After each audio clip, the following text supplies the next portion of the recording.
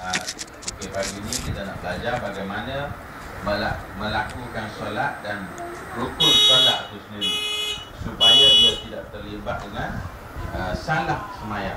Kadang-kadang kita tanya balik, Ustaz saya ni lama semayang ni, umur ni dah 30 dah ni, belajar semayang berapa? Saudara, hak ni 30, hak duk tanya di masjid tu umur 50.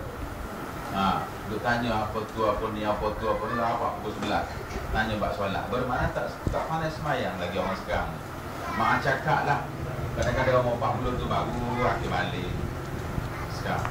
Jadi kita jangan heran. Walau bagaimanapun, kita sebab kita sudah berjanji, taifah ataupun kumpulan jemaah kita nak mengemaskinkan ibadat, agama dan ilmu. Jadi biarlah kita beribadat dengan ilmu yang ada pada kita. Bismillahirrahmanirrahim. Qala al-musannif rahimahullahu ta'ala wa nafa'ana bi ilmihi bi barakatihi ila yaumiddin. Qala faslun wa arkanus salati 17. Rukun sembahyang ada 17. Mungkin sering pernah dengar rukun sembahyang 13 kan? Itu tadika. Sebenarnya rukun yang dibahas ni ada 17. Yang kita belajar tu secara kasar 13. Tapi kita urai balik, kita cek balik, dia sebenarnya ada 17. Sebab 18, 17, 13 tu bukannya hadis. Itu ulama yang susun. Dia kemas ini dan 13. Yang kita kemas lagi, dia jadi 17. 17. Awaluha an-niyat. Yang pertama niat. Rukun sembahyang. Semalam kita belajar minggu lepas cara-cara ambil air sembahyang, cara-cara ambil akad hadas besar, cara-cara akad hadas kecil, cara-cara bertayamum. Kita tengok kalau sudah tak tahu orang perempuan dengan orang lelaki, dia ambil air sembahyang ni bukan gonyok, mengalirkan air.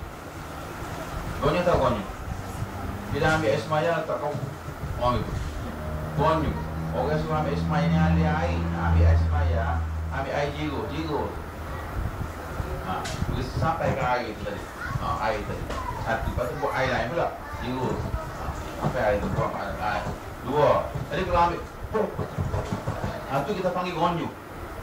Tu bukan gonyok lagi, gilo. Ambil air sembahyang mengalirkan air.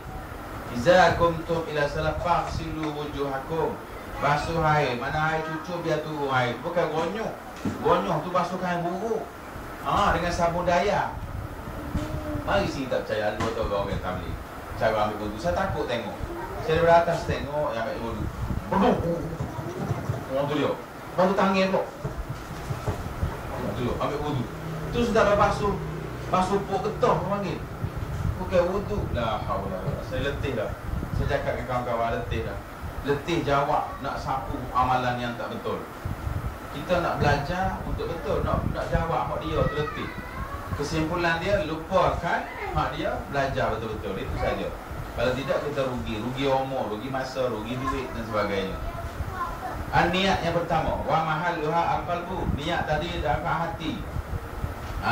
Dia bertepat niat tadi. Wa yajibu an takunu mafrudatan bi takbiratul ihram, dan wajib niat tadi berserta dengan takbiratul ihram. Bukan dulu dan bukan kenian. Makrunah. Allahu akbar. Masa tu niat dia. Fa iza kanatis salatu fardan fa syurutuha salasatun. Andai kata semayang tu semayang fardu, maka syaratnya 3. Dalam niat tadi ada 3.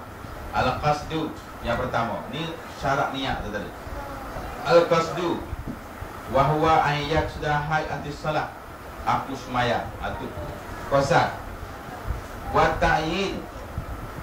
Yang kedua ta'yin bi ayyinuha bi ismaha min kaunaha maghriban au isya au masalan. Itu nama ta'yin. Aku semayang 1. Kemudian fardu apa? Fardu zuhur, fardu maghrib, fardu isya. Itu 2. Qasad, ta'yin. Ta'raf yang ketiganya fardu dia tadi. Maka ketiga-tiga tu kena ada. Qasad, ta'raf, ta'yin. Qasad, ta'yin, ta'raf. Kembali baca, betapa janji aku semayang fardu zuhur, aku semayang fardu isya. Sahaja tu, itu bahasa Melayu kita saja. Yang hak wajibnya aku solat fardu isya. aku solat fardu maghrib. Masa tu kena niat dalam hati lah. Bahasa Melayu pun tak apa. Niat dia akad takbir tadi, Allahu Akbar. Masa yang sama, makruna, maknanya at the same time. Masa tu kena akad takbir, masa tu kena niat. Itu nama niat. Pada Aisyah masalah waniyatul fardiyah, dan niat fardu tadi, fardu zuhur ke, fardu maghrib ke, fardu isya ke, macam tu. Wa in kanat nafalan, andai kata itu semaya sunat ma'inan yang jelas, mana sunat yang ada dalil. Karawatib, macam sunat sebelum isya, selepas isya, selepas maghrib, sebelum subuh ni kita panggil sunat rawatib. Bukan sunat ratib tak, sunat rawatib. Nama sunat tu falaha syartani, dua saja, iaitu qasak dan ta'yin. Aku solat sebelum maghrib, habis cerita, tak sebut sunat pun tak apa.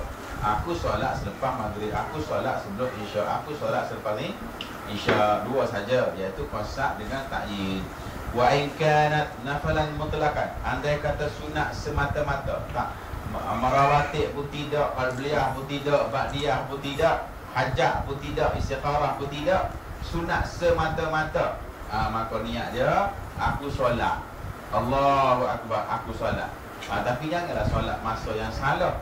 Macam lepas subuh tak ada solat, sebelum zuhur 5-10 minit tak ada solat, dan selepas asar tak ada solat. Jangan solat waktu tu, hukum dia haram.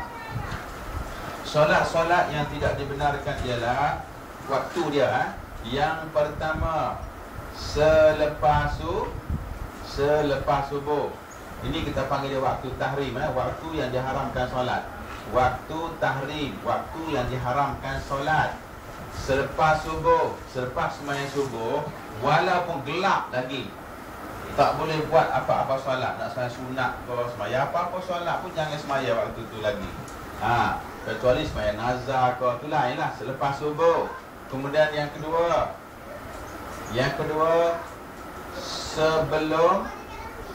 sebelum zuhur. Ini kita panggil dia waktu zawal. Belum masuk waktu zuhur lagi, dia sedikit lagi, waktu matahari tegak, atas kepala, dia belum zuhur lagi, maka ketika ini haram sembahyang. Okey, yang ketiga sebelum maghrib, di penghujung asar, sebelum maghrib, iaitu sebelum maghrib di penghujung asar, dekat dah masuk maghrib, maka waktu tu juga haram sembahyang. Jadi selepas subuh, sebelum zuhur, dan ada lagi satu sembahyang yang haram juga, selepas subuh sampai kepada sebelum matahari segalah. Segalah ni bermakna dalam lingkungan pukul 8 lah. Selepas pukul 8 ni baru boleh solat. Itu kita panggil dia waktu tahrim, waktu yang diharamkan solat. Jadi kalau kita nak rajin juga sangat solat pun, jangan sembahyang waktu tu. Sebelum zuhur dalam 10 minit, itu kita panggil dia waktu zawal, waktu haram solat. Kemudian selepas asar sampailah kepada maghrib.